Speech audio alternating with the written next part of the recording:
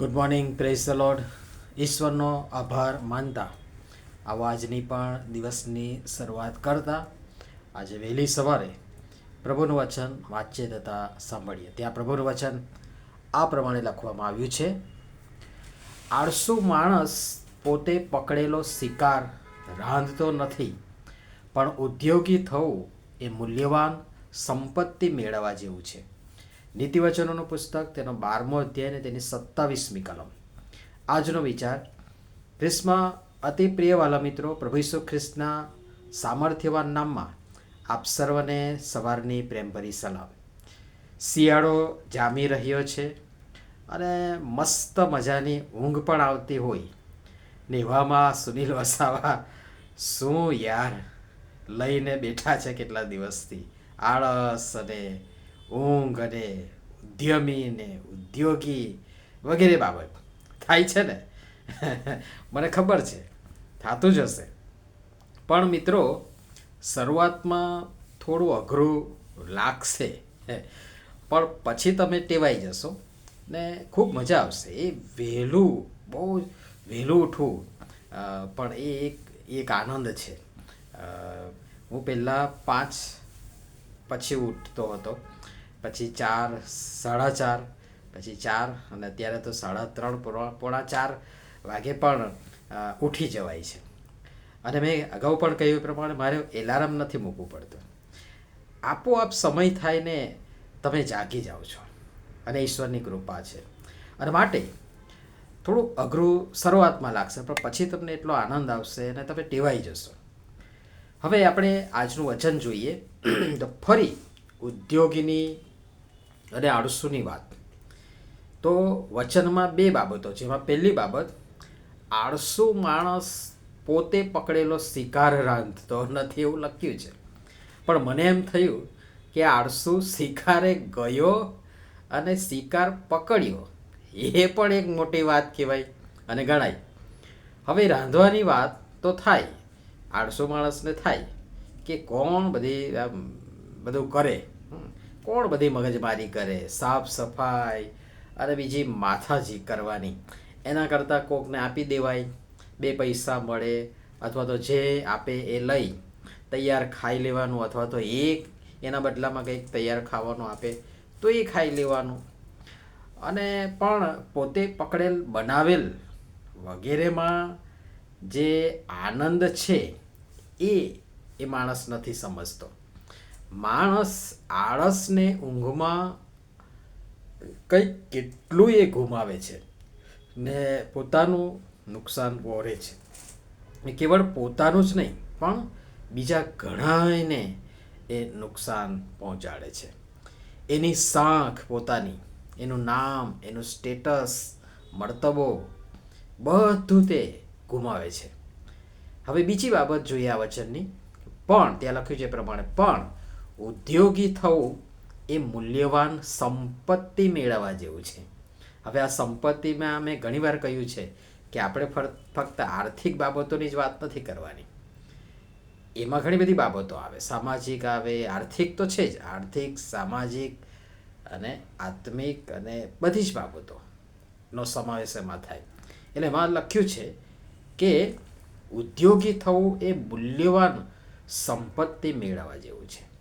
પરિશ્રમ અને મહેનત સાહેબ કોઈક ને કોઈક રીતે રંગ તો લાવે જ છે અને એનું ફળ અથવા પરિણામ સમયે મળે જ, એમાં કોઈ બેમત નથી. આપણે અગાઉ એક વચન જોયું હતું, જો તમને યાદ હોય, 13મા અધ્યાયની 4થી કલમ. આળસુનો જીવ ઈચ્છા કરે છે, થાય કે આ કરો પેલું કરો, પણ કરવું જુદી વાત છે. લખ્યું છે એ પ્રમાણે, આળસુનો જીવ ઈચ્છા કરે છે પણ તેને કંઈ મળતું નથી. ઈચ્છા કરે છે પણ કામ તો કરવું પડે, એને કાર્યમાં તો પરિણામવું પડે, લાવવું પડે, એટલે કંઈ મળતું નથી આળસને કારણે. પણ પછી બીજું જે લખ્યું છે, પણ ઉદ્યોગીના જીવને પુષ્ટ કરવામાં આવશે. કારણ કે એને મહેનત કરી છે, ઉદ્યોગ કર્યો છે, ઉદ્યમી છે, મહેનત કરી છે, એટલે એનું ફળ ને પરિણામ તો મળશે જ. એટલે એના જીવને પુષ્ટ કરવામાં આવશે. કંઈક ને કંઈક રીતે એને બદલો અને આશીર્વાદ તો મળશે ને મળશે જ. ઉદ્યોગી માણસ અલગ તરી જ આવશે અને એનું કામ દેખાશે ને લોકો એના વખાણ પણ કરશે, એની પ્રશંસા પણ કરશે. તમે સાંભળ્યું જ હશે જુદી જુદી વાતો, ઘણું બધું કહી શકાય. ઘણા બધા લોકો કહે છે એ પ્રમાણે કે ભલાવડા ભાઈ અથવા બેન બહુ મહેનતુ, હાર્ડવર્ક, નિયમિત, પ્રમાણિક, ઉદ્યોગી, આ કરે પેલું કરે, કદી કદી ઠરીને બેસે જ નહીં. અને આપણા વડીલો માટે, આપણા પૂર્વજો માટે, આપણા ઘરમાં જે વડીલો છે અથવા તો હતા એમના માટે પણ તમે સાંભળ્યું હશે કે એમને બેસી રહેવાનું ના ગમે. ભલે ને ગમે તેટલી ઉંમર થઈ હોય, વય મર્યાદા હોય, શારીરિક મર્યાદા હોય, પણ બેસી રહેવાનું ના ગમે.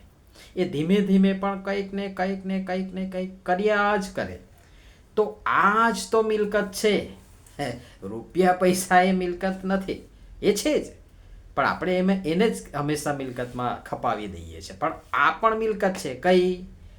કે લોકો આપણા વખાણ કરે, પ્રશંસા કરે. જો ફલાણી વ્યક્તિ કેટલું મહેનતી છે, ઉદ્યમી છે, ઉદ્યોગી છે. આપણા વડીલો માટે જેમ આપણે જોયું કે કદી એ નવરા બેસે જ નહીં, કંઈક ને કંઈક કર્યા જ કરે. તો આ જ મિલકત છે જે તમારી પાસેથી દુનિયાની કોઈ તાકાત છીનવી નહીં શકે. બાકી જગીર, ધન, દોલત ઝાઝા હશે. ગીતના શબ્દો છે ને, ચહી જગ ધન દોલત સુખ ઝાઝા, એ ઝાઝા હશે. અને ધનના ઢગલા હશે, પણ વાપરી ન શકો, સારું ખાઈ કે પી ન શકો તો શું કામનું? મહેનતકશ ઉદ્યોગી માણસનું સ્વાસ્થ્ય પણ સારું હશે ને એ પણ એની મૂલ્યવાન સંપત્તિ છે. કુટુંબ, સમાજ, મંડળી કે અન્ય વિશ્વાસ કરનાર લોકોમાં સારી સાખ, સારી છાપ, સારો નમૂનો, સારી સાક્ષી હશે, એ પણ મૂલ્યવાન સંપત્તિ છે. અને એના માટે આળસ અને ઊંઘ તજી, મહેનત, ઉદ્યમ કરી, આળસુ નહીં,